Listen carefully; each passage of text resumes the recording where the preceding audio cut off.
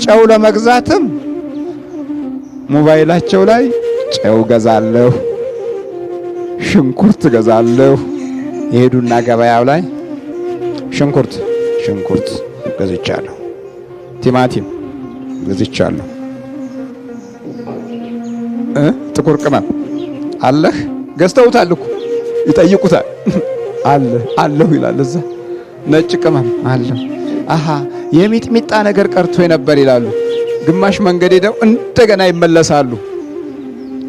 እንኳን አገርንና እንኳን እምነትን ልንጠብቅ ለነጭ ሽንኩርትና ለቲማቲም አእምሯችን ደክሟል። አይገርማችሁ? ክርስቲያን ሆነን በጨለማው በኩል ስንቆም ዛርና ውቃቢው ልጄን ጠብቅልኝ እየተባለ እኮ ሲጸልዩልን ኖረው ይሄው በክፉ መንፈስ ጥበቃ ውስጥ እኮ ነው ያላቸው። ሰይጣን እኩል በኩል የራሱ ዜጎች አሉት። በጨለማው በኩል ወጥተው የቀሩ ገብተው የነበረ ገብተው ወጥተው የቀሩ እኩል በኩል ናቸው። ከዚህ ከዛሩ ጋር ከውቃቢው ጋር ከምናምንቴው ጋር ኖረው ከክርስቶስ ስጋና ደም ጋር ሳይገናኙ ቅዱስ ቁርባን ሳይወስዱ የፈጸሟቸው የባዕድ አምልኮት መዘዞች በሕይወታቸው ውስጥ እንደበረታ አያት ቅድመ አያቶቻችሁ እናቶቻችሁ ቀኗንና ሰዓቷን ምን አትሉም አታውቁምና እንግዲህ ንቁ። እግዚአብሔር ጋር ያለው ትልቅ ነገር ምን እንደሆነ ታውቃላችሁ?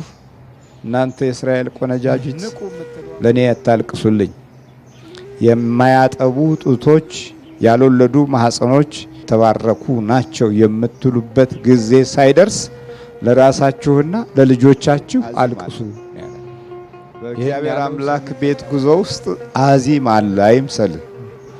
አዚሙ ደረጃ በደረጃ የምእመናኑ አዚም ሌላ ነው፣ የአገልጋዩ አዚም ሌላ ነው። እያገለገለ የሚያንቀላፋ ጥቂት አይደለም። ዘይት ከያዙት ጋር ተሰልፈዋል፣ ይዘዋል። ዘይት ግን አለቀ። ስንፍና ይሄን ያህል ነው። ብዙ ያላሰብንባቸው ነገሮች እስካሁን ድረስ እየፈተኑን ነው። እንደ ቀልድ ያየናቸውና በሰው ርዕዮተ ዓለም ውስጥ ብቻ ላይ ተንተርሰን እንኖራለን ብለን የገመትናቸው ግምቶች ሁሉ እስካሁን ብዙ መንገዶችን አፍልሶብናል። ሰነፎች ነን። በጣም የሚገርመው ግማሽ ለግማሽ ነው። መብራት የያዙት ዘይት ከመብራት ጋር የያዙት 5 ናቸው። ዘይት ይዘው ለተጨማሪ ጊዜ ለተጨማሪ ሰዓት ያስፈልጋል ያላሉት ደግሞ 5 ናቸው። ስለዚህ በጠቅላላ ስንት ናቸው? 10 ናቸው። ግን ደግሞ በሙሽራው ቦታ ላይ 10ም አሉ። 10ሩ ተሰልፈው እያለ 10ሩም አንድ ጊዜ በራ። 10ሩም በርቷል፣ አልጠፋም። የ5ቱ ምንም ከውስጥ ስላልነበረው ከውስጥ ነው ያለቀው። ዘይቱ ያለቀው ከውስጥ ነው፣ ጠፋ። ሲጠፋ የ5ቱ ብቻ በራ። እዛ በኋላ አንደኛው ንፍረት አፈሩ፣ እዛ ውስጥ ሆነው አፈሩ። ይህም በክርስቲያና ሕይወታችን እንየው። እሺ ዘይቱ መንፈሳዊ እምነታችን ነው፣ ጥሩ መልካም።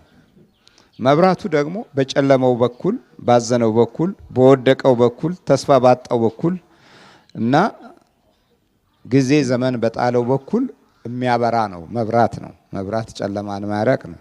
የኑሮን የጊዜን የሕይወትን የዘመንን የክፋቱን የተንኮሉን ጨለማ የሚያርቅ የሃይማኖት መንፈሳዊ ተስፋ ነው። ጥሩ።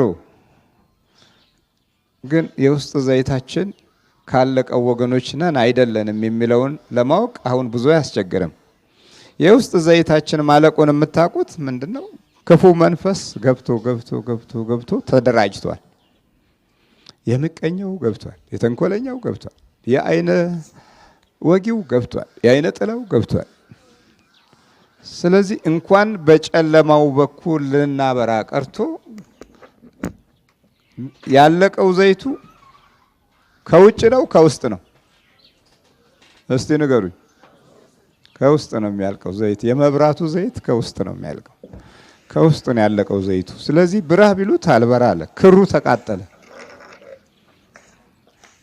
አሁን የኛም ህይወት ልክ እንደዚህ ነው። ከውስጥ መንፈሳዊ ዘይታችን ስለተቋረጠ ምቀኛው እንደ ልቡ ስራ መስራት ጀመረ። ማብዘዝ ከፈለገ ያፈዘናል፣ ማደንገዝ ከፈለገ ያደነግዘናል፣ መጣል ከፈለገ ይጥለናል፣ መስበር ከፈለገ ይሰብረናል። የመናፍስቱ ትእዛዝ በተቃና መልኩ ተግባራዊ እየሆነ ያለበት ወቅት ላይ ነው ያለነው። ስለዚህ ዘይቱ ከውስጥ ካለቀ ወደ ውጭ መብራት አይችልም። ክርስትናችን ዛሬ ለሌላው ዓለም አልበራም።